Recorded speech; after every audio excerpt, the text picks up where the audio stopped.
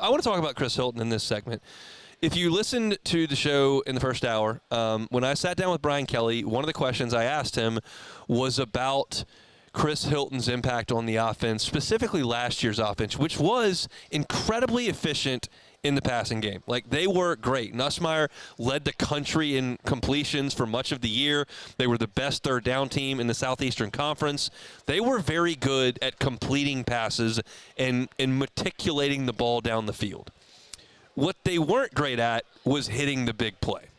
And Brian Kelly, I said that to Brian Kelly in the first hour. He agreed. He's like, yeah, we couldn't get the big play, and now we've got guys that can burn because they've got Barry and Brown who can absolutely go, and we know what Chris Hilton can do. And Chris Hilton came back last year in the last 3 games and caught 3 touchdowns for 27 yards per catch. He is a burner and a game changer and a difference maker that LSU just didn't have outside of Hilton last year. And I think that missing link is going to be so vital to this LSU team. You have got to get safeties and corners out of the box so you can run the ball.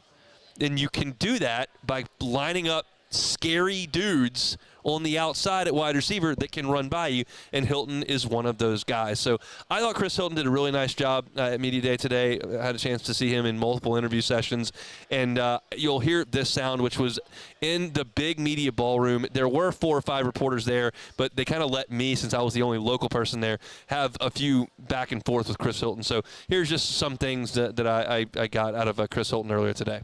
Chris, last year y'all's passing game was really good.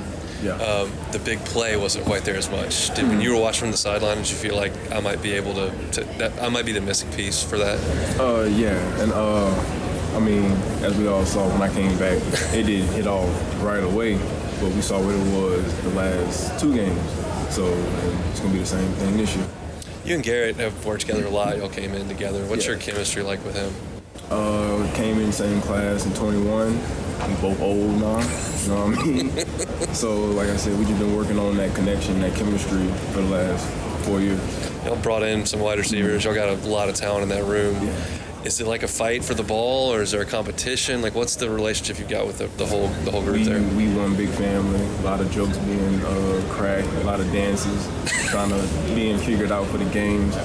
I think the stipulation would be that you would think it would cause problems, but at the same time, everybody's going to eat. Like, that's the reality of the situation, you know what I'm saying? You can't just put your focus on one person as a defense, because if you focus on one person, you're leaving 2 others. And if you somehow find a way to guard 2 people, you still got a third, you know what I mean? So, yeah. 40-yard dash, who's going to win with a wide receiver group? Me. Is there anybody close? I mean, Jelani runs pretty good. I'm joking, bro. It's a bunch of fast guys in that room. Me and Jelani go back and forth all the time about who's the fastest. We tied right now in races. So yeah, we just got to have this run. Like, if we ever get the chance to race, we always race. Like, that's just how it is. That's some good stuff, I think, from Chris Hilton. That's absolutely true. There are a lot of talented wide receivers, and it sounds like they understand that at this point, not everybody is going to make 16 catches a game. You're going to have to eat when it's your opportunity, and Garrett Nussmeier figures to give a lot of those opportunities. So whether it's Chris Hilton one day, Barry and Brown one day, Nick Anderson one day, Aaron Anderson one day, you mentioned Jelani Watkins, who's as fast as anybody in college football.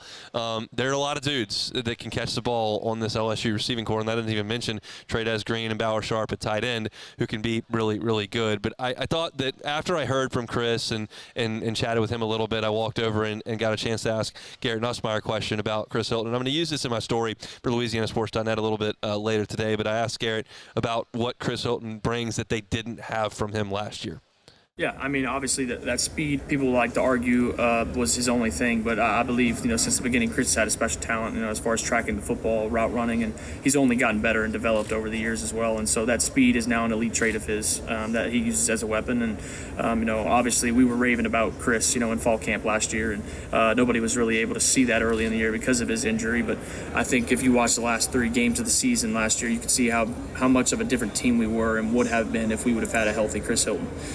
his ability to take the top off, his ability to run a backside dig and catch it and go 60 yards to the house because of his speed is unbelievable. And so he's done an unbelievable job of just attacking and whether it was, recovery throughout his rehab and things like that. And, obviously we came in together. So that's somebody that I'll always have a relationship with. And so I'm super excited for him this year. It's Garrett Nussmeier talking about Chris Hilton. I can tell you this. August is a time for a massive amount of optimism.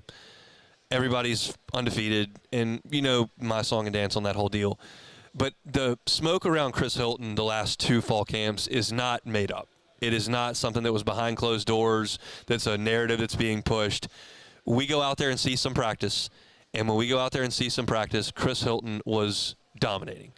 He was making big plays down the sideline. He was high-pointing red zone catches. Like, he was doing everything you need a wide receiver to do. I think when he got to LSU, he was a straight-line speed guy, and that was enough in high school. You go to Zachary and you just run real fast. That works just fine. But everybody's fast in the SEC, and in college football, you've got to be a complete wide receiver. You've got to learn the technical aspects of what you're doing, and Chris Hilton has developed that. We just can't ever see it because he's been hurt all the time. And there's nothing that guarantees that he'll be healthy this year. But if he is, he brings an element that LSU desperately needed. And I think that in a small part, I talked about this in the first hour, a small part of LSU's inconsistency in the running game last year had to be because they didn't threaten anyone deep. You just weren't scared that Kyron Lacey and Aaron Anderson and C.J. Daniels were going to hurt you deep. And Mason Taylor certainly wasn't. It was a team that lived and died in the intermediate and short passing game. And that brings everybody up to the line of scrimmage. And then you're trying to block them all to run the ball, and you can't do it. So the threat that Chris Hilton and Barry Brown bring to LSU's offense, that they can line up and run right by you for a scoreboard changer, is big in a bunch of different ways, and it affects the way that teams can play defense against you. So I think Chris Hilton is an easy pick to be a big-time playmaker on this LSU team. That's the sense you got from Brian Kelly today. That's the sense you got from Garrett Nussmeier. And that's the exact same you heard from Chris Hilton, who told me, like, you saw it in the last 2 games, it's going to be the same this year. He thinks he's just going to run by everybody. And he might. He certainly did against Oklahoma in Tiger Stadium.